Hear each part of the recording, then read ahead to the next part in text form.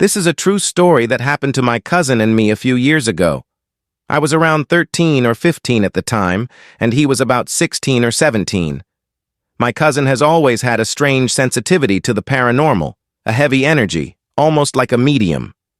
Because of that, things like duendes and those kinds of entities always seemed to seek him out. One day, his family had to travel out of town to run some errands, so he stayed over at my house. Everything was normal until the dead of night, when the silence was completely shattered. Out of nowhere, we started hearing strange noises in the living room. They were light, quick footsteps, identical to a toddler walking around the house.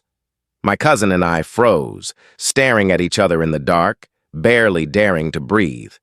It was around midnight, and any exhaustion we had vanished instantly. Soon, the footsteps weren't the only thing. The air grew heavy, and we heard someone messing with the kitchen utensils. We could clearly hear the clinking of pots and the metallic scraping of knives and spoons being moved around on the floor, as if someone were playing with them. At first, I couldn't wrap my head around what was happening, until my cousin, his voice trembling, whispered, "It's him. It's the Duende again. He came back to mess with me." I tried to tell him it was just our imagination to stop the panic from taking over. We forced our eyes shut and tried to go back to sleep, but it was impossible. I felt a cold, piercing gaze locked onto me. I couldn't take it anymore, so I propped myself up and looked toward the corner of the bedroom door. There it was. Peeking out from the shadows was the silhouette of a small child. He was staring right at us, a twisted, sinister smile carved across his face.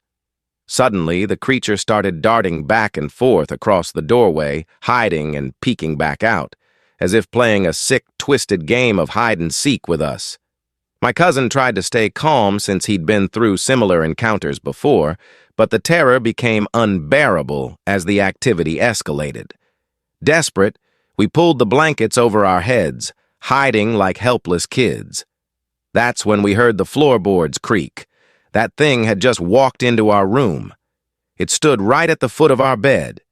We could feel its presence laughing at us, mocking our absolute terror. Suddenly, there was a violent yank. The creature grabbed the blankets and ripped them away in one sharp motion, leaving us completely exposed. Absolute panic took over. We broke down crying, terrified, screaming at the top of our lungs.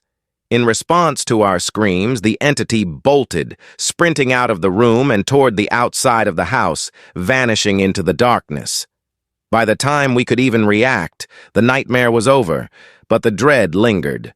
The worst of it happened right during the peak of the witching hour, around 3:30 a.m., making the whole experience feel 1,000 times more sinister.